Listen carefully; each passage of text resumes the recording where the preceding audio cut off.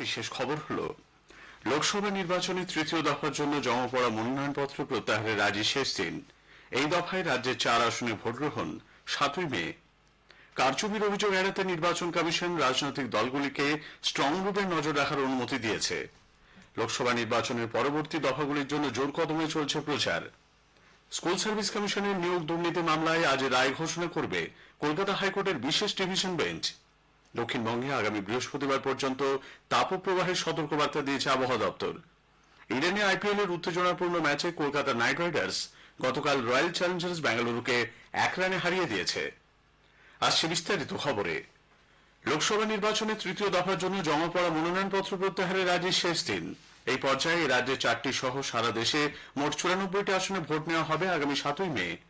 রাজ্যের যে আসনগুলিতে এই দফায় নির্বাচন হবে সেগুলি হল মালদা উত্তর, মালদা দক্ষিণ, মুর্শিদাবাদ ও জঙ্গিপুর। একই সঙ্গে মুর্শিদাবাদের ভগবানগোলা বিধানসভা আসনের উপনির্বাচনেও ভোট গ্রহণ 7ই মে। তৃতীয় দফার জন্য ব্যাপক নিরাপত্তার ব্যবস্থা রেখেছে নির্বাচন কমিশন। মোট 402 কোম্পানি কেন্দ্রীয় বাহিনী মোতায়েন করা হচ্ছে বলে কমিশন সূত্রে খবর। কারচুপির অভিযোগ এড়াতে নির্বাচন কমিশন সব রাজনৈতিক দলকে স্ট্রং রুমে নজর রাখার অনুমতি দিয়েছে। এর ফলে স্বীকৃত রাজনৈতিক দলের প্রতিনিধিরা স্ট্রং রুমের বাইরে শিবির করে নজরদারি চালাতে পারবেন। পাশাপাশি সিসি ক্যামেরার ফুটেজের মাধ্যমেও ভেতরে কোনো কারচুপি হচ্ছে কিনা তা জানতে পারবেন বলে মুখ্য নির্বাচনী আধিকারিকের দপ্তর সূত্রে জানা গেছে। কোন প্রার্থী স্ট্রং রুমের পরিস্থিতি সরেজমিনে দেখতে চাইলে কমিশনের দেওয়া পরিচয়পত্রের ভিত্তিতে কোনো কিছু সঙ্গে না নিয়ে ত্রিস্তরীয় নিরাপত্তা বলয়ে প্রবেশ করার অনুমতিও দেওয়া হবে তাঁকে। উল্লেখ্য 7 দফা নির্বাচনের পর আগামী 4 জুন হবে ভোট গণনা। দ্বিতীয় দফার লোকসভা ভোটের আগে গতকাল শেষ রবিবার প্রচার ছিল তুঙ্গে। এই দফায় 26 এপ্রিল ভোট নেওয়া হবে রাজ্যের দার্জিলিং, রায়গঞ্জ ও বালুরঘাট আসনে।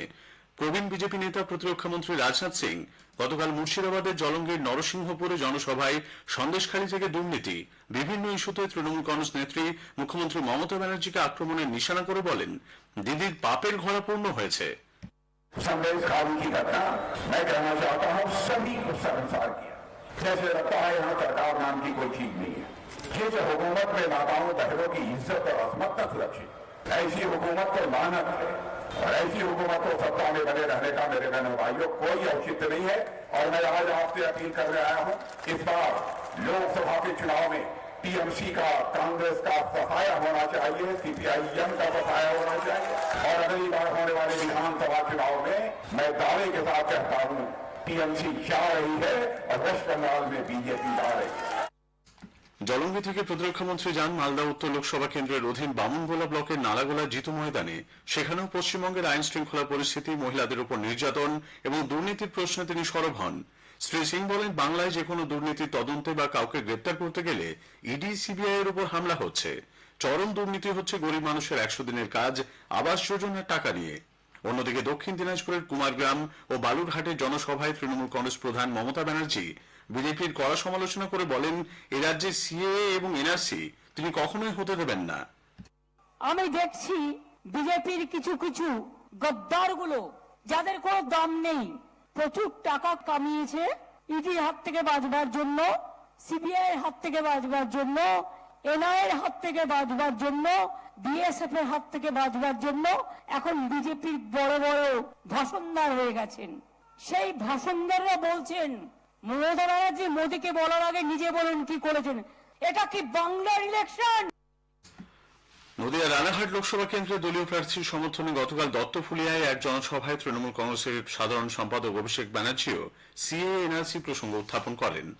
বিজেপির শীর্ষ নেতা কেন্দ্রীয় স্বরাষ্ট্রমন্ত্রী অমিত শাহ দার্জিলিং এ জনসভায় যাওয়ার কথা থাকলেও খারাপ আবহাওয়ার দরুন তার হেলিকপ্টার লেবুঙে নামতে পারেনি। মোবাইলে অমিত শাহ বার্তা মাইক্রোফোনে বাজিয়ে শোনান দার্জিলিং এর বিজেপি প্রার্থী রাজু বিস্তা। পূর্ব মেদিনীপুরের মহিষা দলে তৃণমূল তমলুকের দলীয় প্রার্থী অভিজিৎ গাঙ্গুলির হয়ে প্রচার করেছেন বিরোধী দলনেতা শুভেন্দু অধিকারী। উত্তর দিনাজপুরের রায়গঞ্জের বিজেপি প্রার্থী কার্তিক চন্দ্র পাল এবং তৃণমূল কংগ্রেস প্রার্থী কৃষ্ণ কল্যাণী, বাম কংগ্রেস জোট প্রার্থী আলী ইমরান রামজ গতকাল কালিয়াগঞ্জের বিভিন্ন জায়গায় প্রচার চালান। বাম কংগ্রেস আসন সমঝোতায় 2016 এবং 21 বিধানসভা নির্বাচনে বামেদের ভোট কংগ্রেসের দিকে গেলেও কংগ্রেসের ভোট বামেদের দিকে আসেনি বলে রাজনৈতিক বিশ্লেষণে উঠে এসেছিল।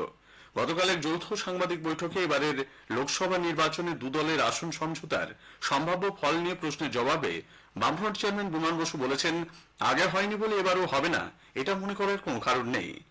জাতীয় কংগ্রেস এবং বামফ্রন্টের বোঝাপড়া হয়েছে, সেই অ্যাডজাস্টমেন্ট হয়েছে এবং প্রথম পর্ব থেকে একেবারে সপ্তম পর্ব পর্যন্ত নির্বাচনী বোঝাপড়ার ভিত্তিতেই বামফ্রন্টের শরিক দল এবং জাতীয় কংগ্রেসের যৌথ সভা, যৌথ মিছিল ইত্যাদি পরিচালিত হচ্ছে, আরো হবে।